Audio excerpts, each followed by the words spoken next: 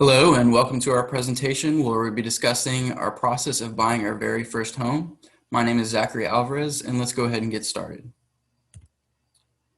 Okay, so this is the home we decided we wanted to purchase. It's a 2-bedroom, 2-bath located in Clemson, South Carolina at 1005 Keystone Lane. The listing price is approximately $249,900. It's 37 years old, built in 1984. It's got a nice ranch style single family home with a large backyard, community walking trails, patio, garage, basement. The price per square foot of this home is approximately $16.39, which is well below similar properties in the area. So it was very attractive to us as far as affordability. As you can see, the area has nice landscaping, big open rooms, and it's very attractive to us as a whole. So after deciding on a house, we decided to calculate some loan information. Our down payment was going to be 20% of the sales price, so that would be about $49,980. So we would need to borrow about $199,920 for our loan. And the next thing we did was figure out whether or not this loan amount was within the mortgage limit for our county. And our county is Pickens County because the house is located in Clemson. So we went on the FHFA website and found the loan limit range, and that was up to $548,250.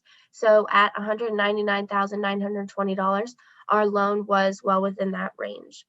The next thing we did was calculate how long it would take us to save up for our down payment. So our annual pre-tax income was $75,000 a year, and we were assuming that we could save 15% of this income per year. So we multiplied the $75,000 by 0.15 to get 15%, and that was about $11,250 per year. So then we took the down payment amount and divided that by $11,250 and got about 4.5 years that we would need to save 15% of our income to make that amount.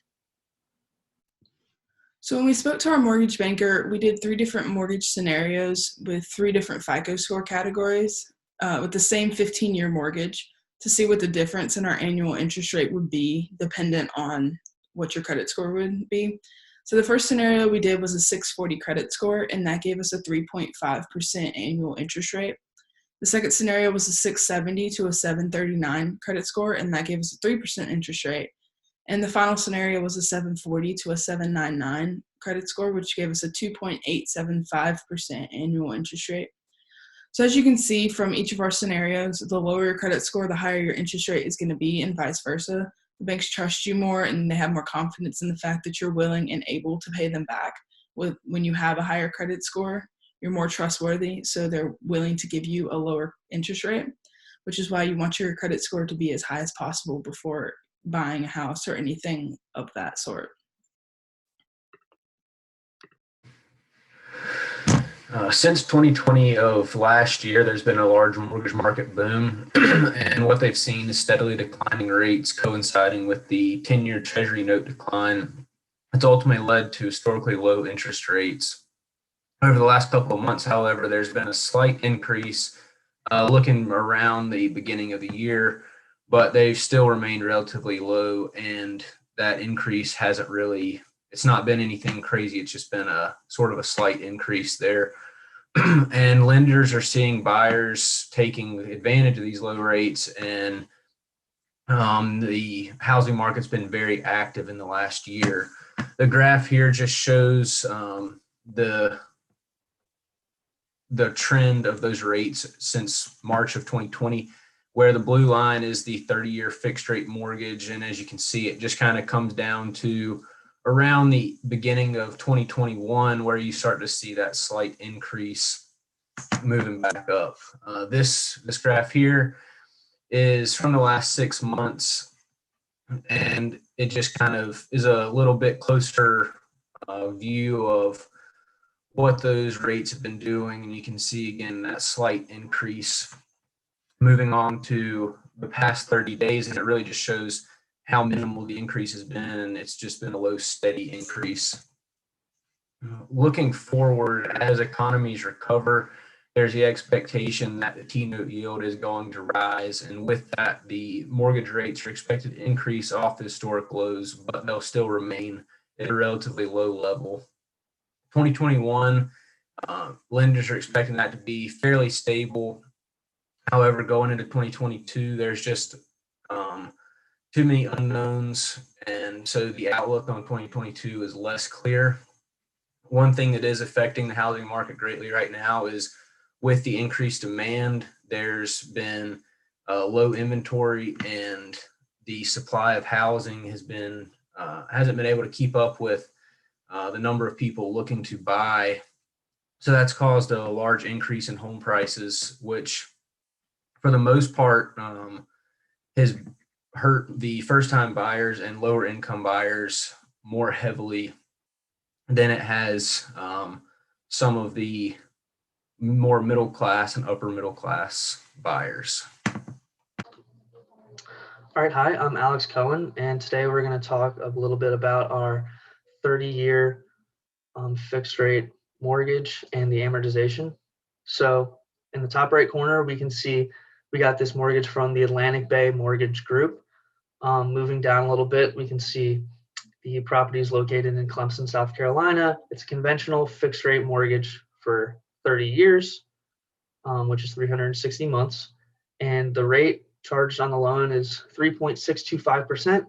It's worth noting this is with our FICO score between 740 and 799, because the lower that goes, the low or higher the interest rate would be. So it's worth noting.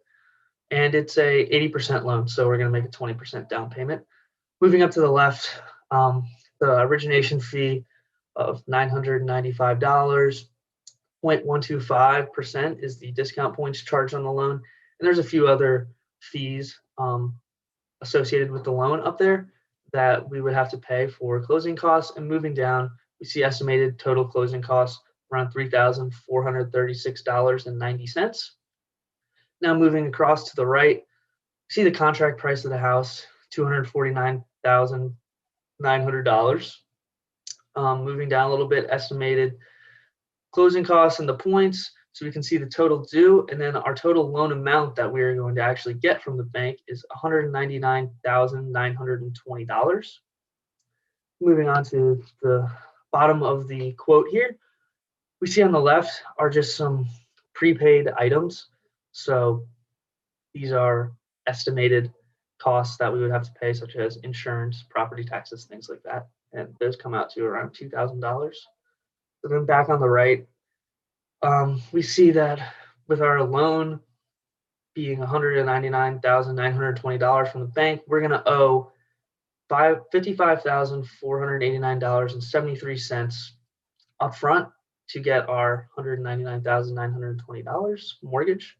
And then that comes out to our mortgage payment being $911.74. That will be paid every single month, same amount for 30 years, assuming no prepayment or anything. And those other payments listed under there, hazard insurance, real estate taxes, those are just estimates and what would be paid in the case of all those things. Now moving on to the amortization part. So like I said before, we have a 30-year fixed rate mortgage that we're getting for $199,920. Since it's 30 years, there'll be 360 payments for one every single month. The note rate of 3.625%, that comes out to 0.3% monthly, which is what is going to be charged on the balance of the loan. So like I said, the monthly payment comes out to $911.74 every month for 30 years.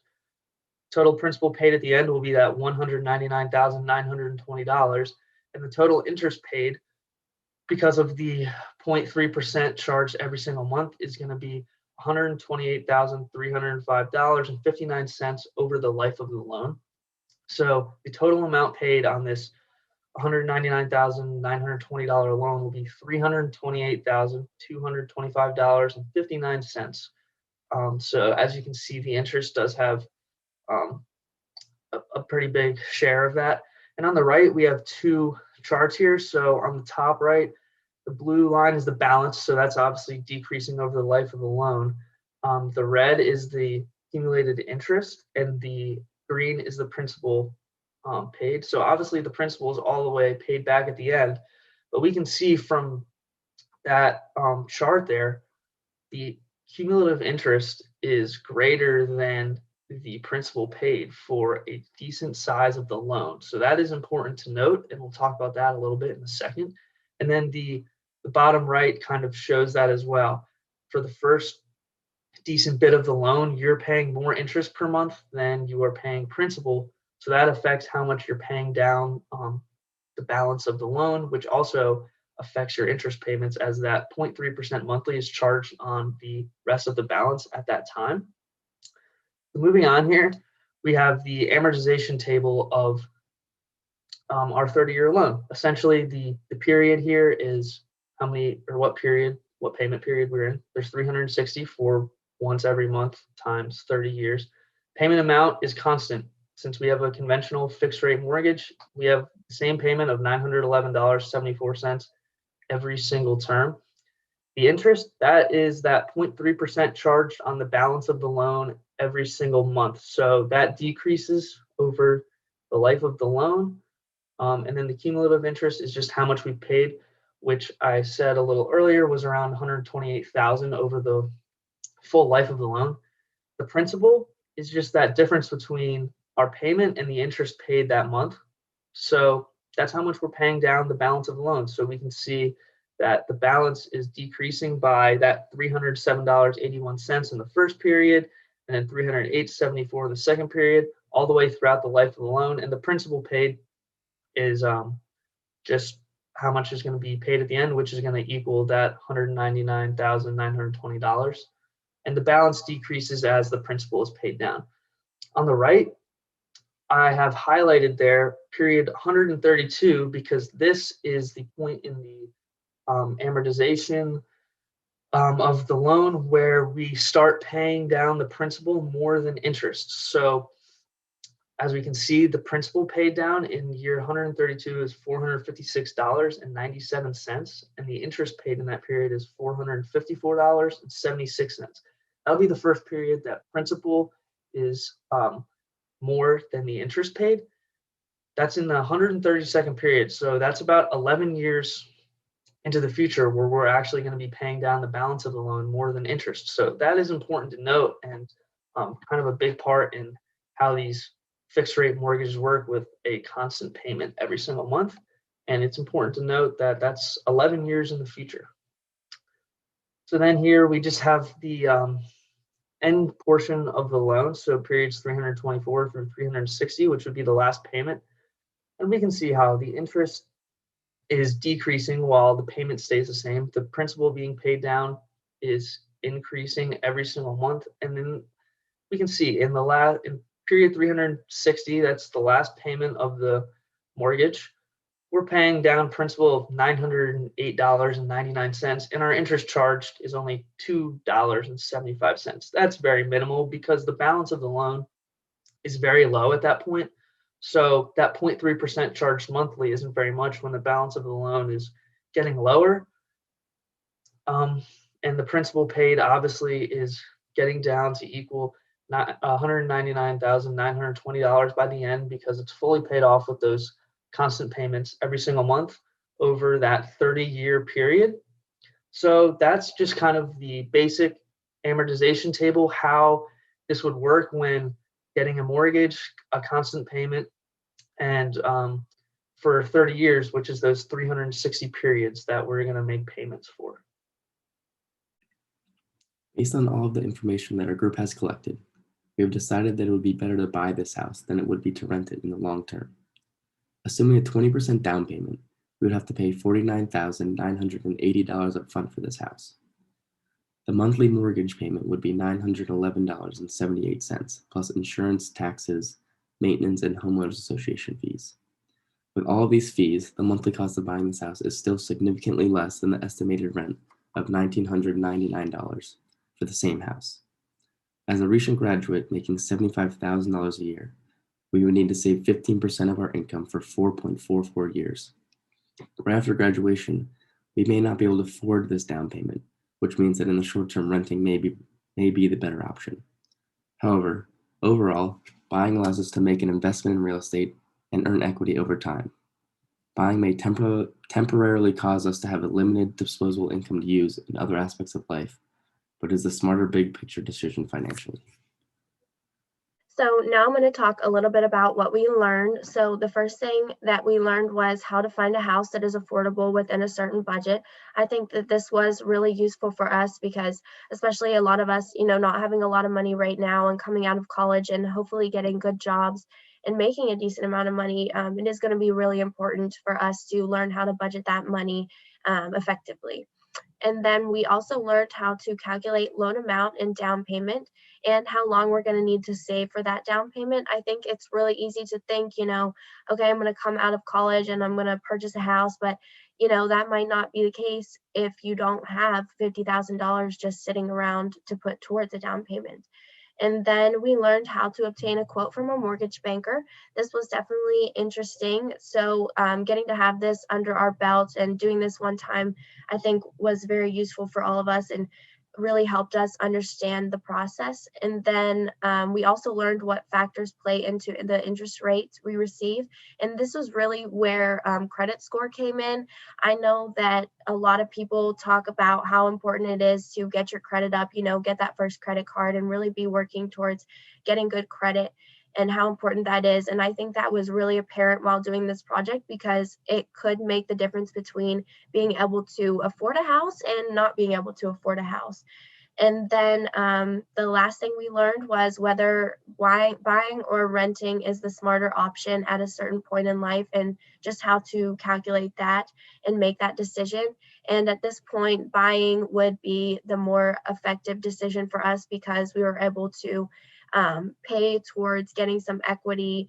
And, if we did need to move or relocate, depending on our job or just any kind of situation, we would be able to make some sort of return on our investment, hopefully, if we needed to sell. So yes, we learned a lot during this project, and thank you for listening.